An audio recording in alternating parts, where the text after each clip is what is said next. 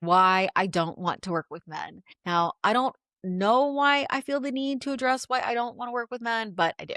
First of all, okay, I do think that widespread progress must include men, but that's the responsibility of other men, not women. Secondly, there is a debate in circles that talk about matriarchy, whether these constructs of society should be led by women or if they should simply be in partnership with men. And I have a lot to say when it comes to this topic, but I'll get into it in more detail in the not too distant future. For now, I'm going to say that I do think organizations in which men and women are working together to end patriarchy and seek a more balanced, mutually beneficial societal structure are doing important work, which I endorse. For me specifically, however, that is not the path.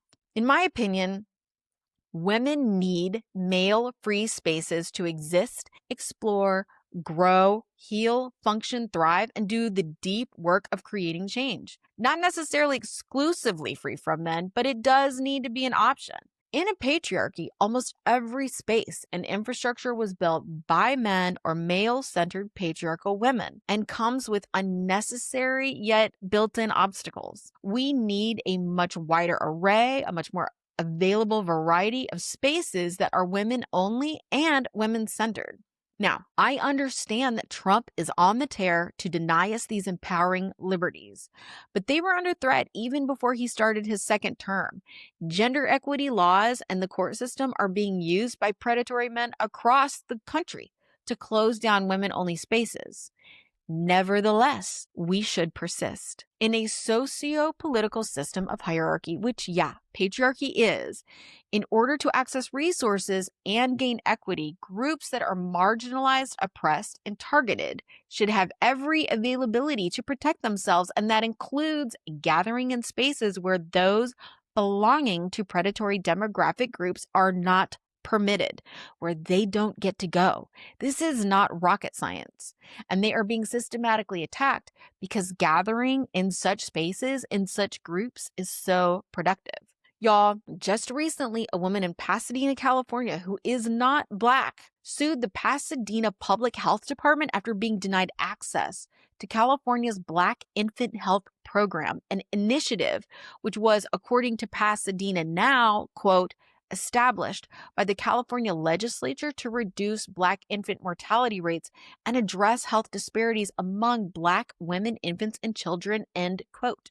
Black women face very specific prejudice, not just socioeconomically, but especially in accessing healthcare, and especially maternal healthcare. To be clear, unlike any other demographic, they face challenges specific to their particular intersection of race and gender as a result of purposeful, pervasive, and targeted harm and abuse from anti-Black sentiment across a broad spectrum of service providers.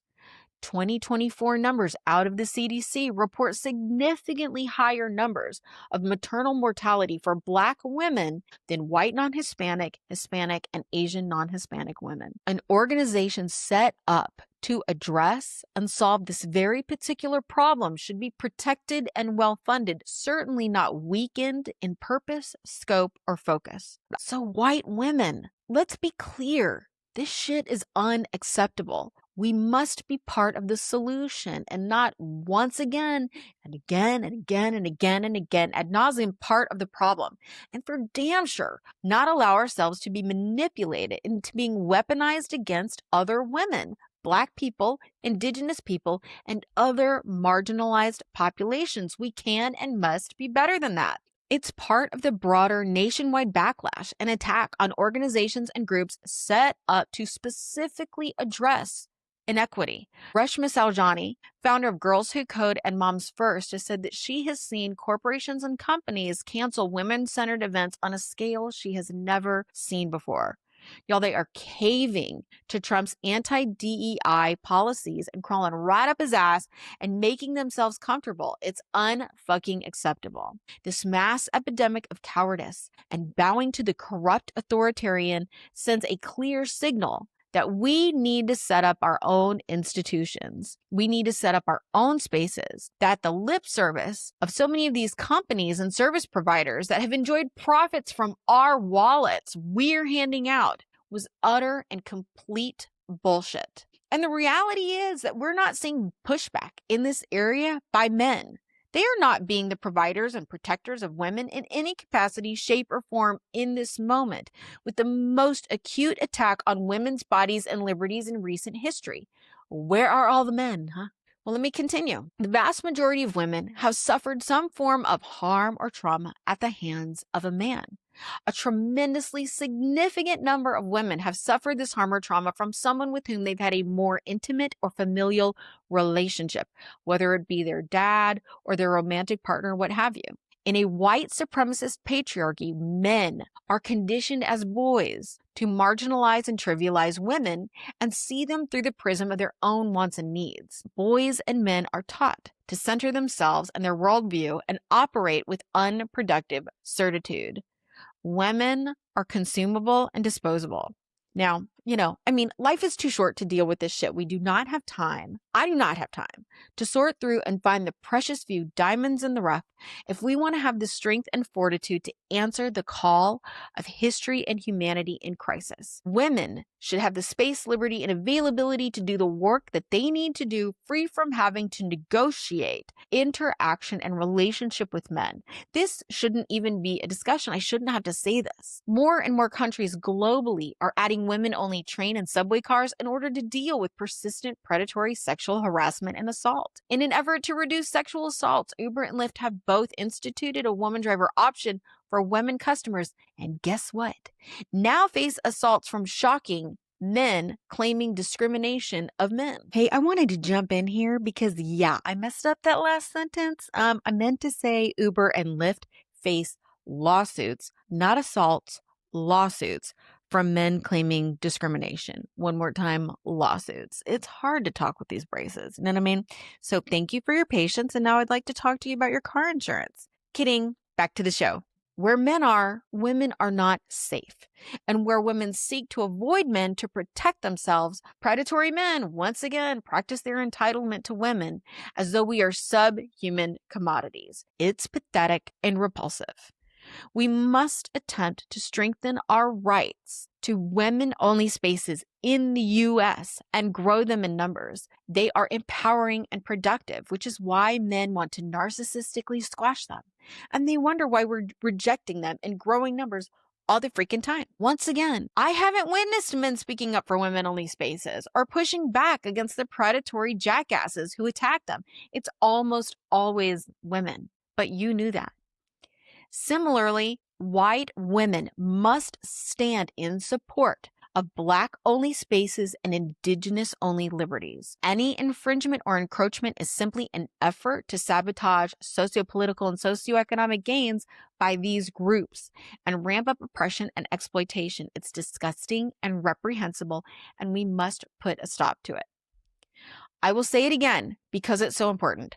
For any group marginalized in a hierarchical society, it is of vital importance that they meet and strategize with each other to be able to identify needs, areas of weakness, as well as solutions and more. As we see the Trump regime attack these liberties and entitlements, it is representative of their knowledge that they know these types of gatherings are powerful and that for tyranny to advance, these types of spaces must be crushed. So we have no choice but to stand up, continue our efforts, and resist their oppression. Groups of women who have done the work to decondition from white supremacist patriarchal rule and are in a position to spread and share their wisdom will be the indispensable, necessary seeds of changing the future. But we have to get together. Okay, moving on. Another reason I am women only is that I have spent decades analyzing sociopolitics, gathering information about what creates a successful society and what are the strategies to employ to create such a society and what are the obstacles. A lot of media airwaves have been spent pondering the question of why people vote against their own interests, whether it's Republican voters who are not white or wealthy, or yes, women,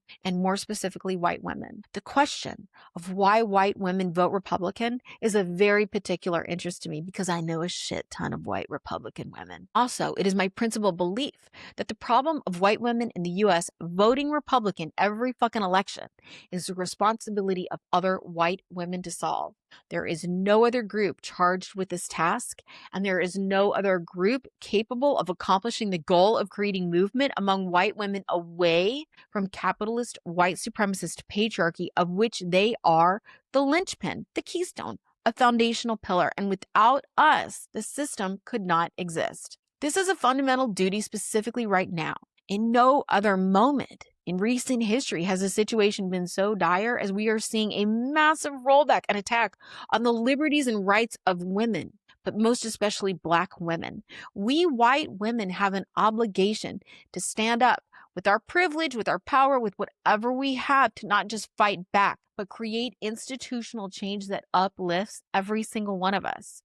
The John Roberts Supreme Court, which I have said and will say over and over, is a corrupt and illegitimate institution carrying out irreparable political discussion and tyranny, have been stacked by white supremacist right-wing extremists with a deep-seated hatred for women, hell-bent on destroying democracy and freedom in the U.S., just attacked Black electoral power when they decimated Section 2 of the Voting Rights Act. The decision was catastrophic to any semblance of fair and proportional representation. To say it was an abomination is an understatement. And this is on white women. While a lot of great strides have been made over decades, clearly it hasn't been enough. And this is on us white women. While a lot of great strides have been made over decades, clearly it hasn't been enough. And it is on us to go the rest of the distance and directly address this prevailing, persistent problem. One of the major reasons that the betrayal of women is so consistent and persistent is that white women, with the rare exception, do not know how to build deep-rooted reciprocal community with other women that is not male-centered or is not existentially subordinate to capitalist white supremacist patriarchy. We need to be proactively addressing and rectifying that on a broad scale, all hands on deck. This will be the tenet of my work. And let me just say, I don't have a prayer of being effective in this endeavor if I dilute my purpose to include men, if I dilute my work and my job to include educating men, or like trying to decide if the men have it figured out. Full stop. And lastly, I will be working with women because I love them. I love women. That might not seem like a groundbreaking statement, but I was raised marinating in internalized misogyny. It wasn't overt, but it was very pervasive. And as someone who is very assertive and strong-willed and has a strong personality, a lot of my friends, especially in college and like the few years after, tended to be men. In truth, I'm a recovering pick-me, and it's fucking embarrassing. But as I've grown and done a lot of healing work, I've discovered that I love women and I love them so much. And it's not just because they're a wife and I'm a wife and society dictates that we socialize with each other in an effort to alleviate the emotional burdens and resentment of having to perform unpaid labor so everyone around thrives while we drown the pain of our dying souls in pills and alcohol, intermittent fasting, online shopping, or unhealthy workout regimen. Yeah, sorry, that slipped out. Also, fuck that. I ain't nobody's wife anymore and never will be again. And while every now and then I think I might possibly perhaps consider overseeing a team of men, maybe like some sweaty men working diligently and earnestly to empower women, stranger things have happened. But I love being around women. I love their openness, their generosity, their sense of humor, their passion, their commitment, their willingness to be supportive and helpful, and understanding that they are actually the true protectors and providers. I love reading their opinions and discussing topics of import and interest with them. I love commiserating and joshing with them. I love sharing with them. Women are dynamic and creative, flexible, and smart as hell. They can conquer most any task and then celebrate each other with soul-affirming generosity. We are formidable with goddess fire, fierce when we need to be, and ready and adaptable for whatever comes our way. We are unstoppable when we unite and when we come together and say enough is enough. It's time for change. Hell, it's been time. It's our turn to carry the baton, our sole obligation to the future and those that follow the paths we will trailblaze. We women are simply the best, and we are whom I want to spend my time with. I'll see y'all next time. Just kidding. I will not see you next time. I will see you right now. Actually, I won't see you at all because this is a voiceover. But before we leave, I wanted to talk about something that happened right after I recorded this episode. News emerged that this jackass dermatologist with a very slappable face, trust me, you don't need to look it up, in Colorado has joined with right-wing extremist and anti-DEI organization called Do No Harm. Notice how they always have to co-opt the language of the left to con people into supporting these types of organizations to sue the Find a Black Doctor directory, claiming discrimination.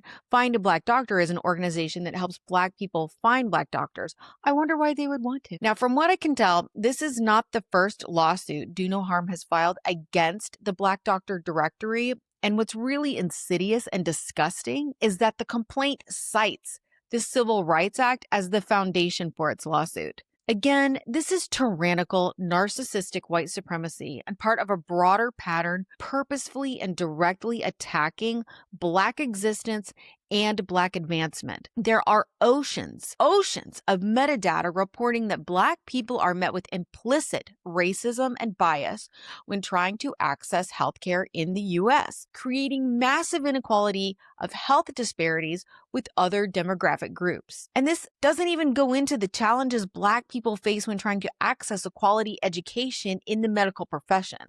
This lawsuit is vile and violent, proving we live in a white, male-dominated hierarchy, malevolently attacking any who try to thrive given the marginalization and oppression they face every day. This is unacceptable, white people. It's inappropriate and pathetic. We can and must do better.